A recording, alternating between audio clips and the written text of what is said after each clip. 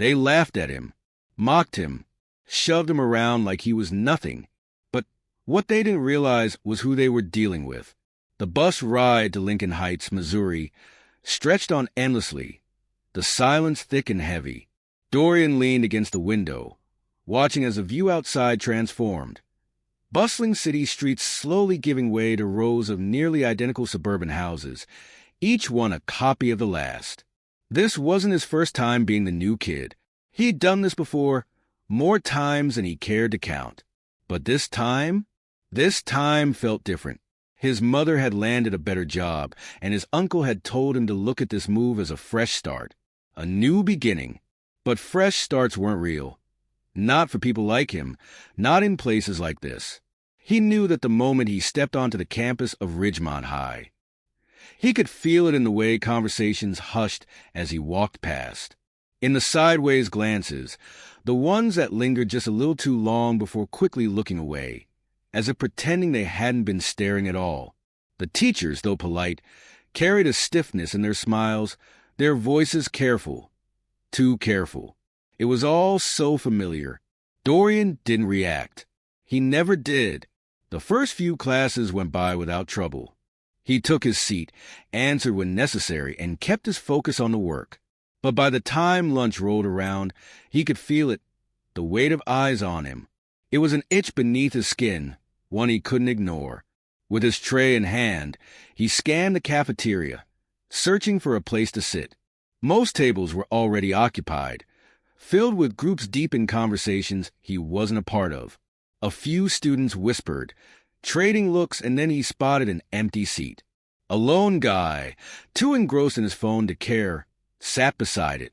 Not ideal, but it would do. Just as Dorian set his tray down, a voice sliced through the chatter. "You lost." Dorian turned. A blond guy, smirking with an easy confidence, leaned back in his chair. His friends, seated around him, watched with amused curiosity. Dorian exhaled slowly. "Didn't know I needed a map." The guy chuckled, shaking his head, just making sure. Not a lot of new faces around here. Dorian caught the hesitation in his voice, the unspoken part of that sentence. He met the guy's gaze, unreadable. "Guess I'm the exception." The smirk widened, but there was something else behind it. Amusement? Interest? Something more? "Welcome to Ridgemont, man." Dorian didn't respond. He simply sat down and picked up his fork. The message was clear. This was only the beginning. At first, it was subtle. Side comments in the hallway, muttered just loud enough for him to hear.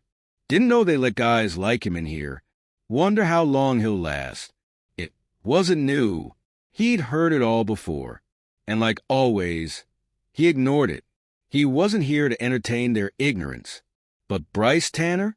Bryce wasn't the type to let things go unnoticed. Bryce was the kind of guy who walked around like he owned the place, because, in a way, he did.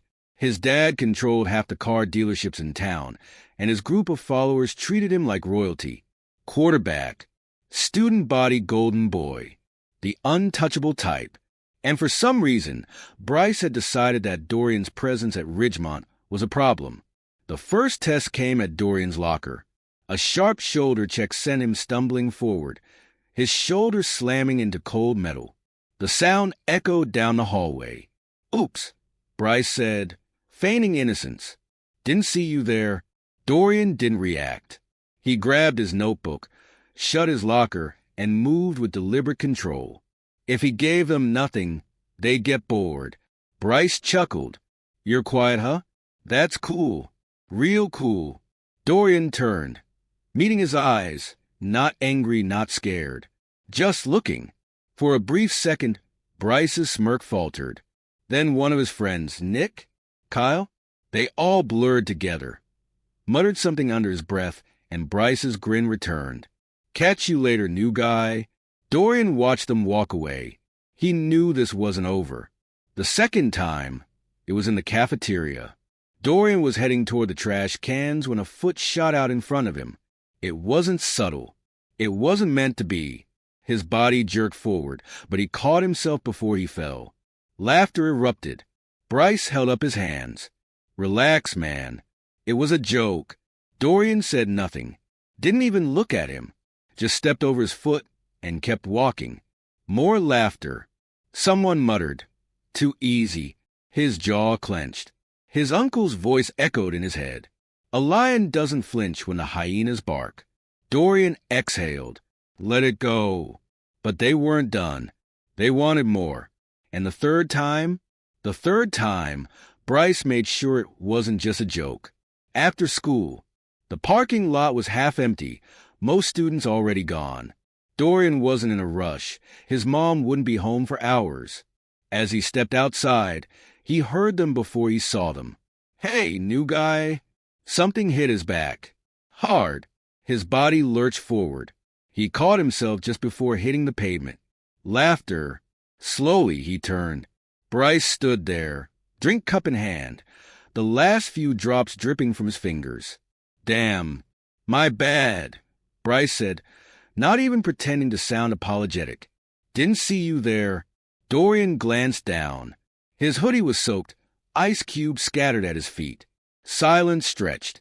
Students still lingering in the lot had stopped to watch. Bryce smirked. "Come on, man. Say something." Dorian didn't. He just started walking past him. That's when Bryce shoved him.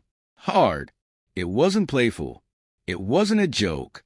It was a challenge. Dorian stumbled back a step. His breathing was calm, but his fingers twitched at his sides. Bryce laughed. "What, you scared?" Nick stepped forward. "Nah, man. He's just soft. Walk away." That's what he'd always been told. Keep your hands in your pockets. Don't give them what they want. But Bryce wasn't just looking for a laugh.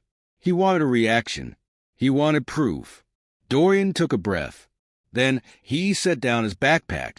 Bryce raised an eyebrow. "Oh, you got something to say now." Dorian didn't answer. He just rolled his shoulders back. Bryce chuckled. "Man, you." That was as far as he got. Dorian moved. One step in, fast, precise. A quick left feint, just enough to make Bryce flinch, then a sharp right hook to the ribs. The sound was sickening. Bryce's breath left him in a choked gasp, his body folding in half. But Dorian wasn't done. A pivot, an uppercut, perfect form. Bryce's head snapped back. His legs gave out. He crumpled to the pavement. Silence. Nick and the others stared, mouths open. Dorian stepped back, adjusting his hoodie, his breathing steady. Bryce groaned, rolling onto his side. Dorian's voice was calm. "You done?" Bryce didn't answer. He just coughed. Dorian glanced at the others. "Anyone else?" No one moved. He grabbed his backpack, slung it over his shoulder, and walked away. But this wasn't over. This was just the beginning.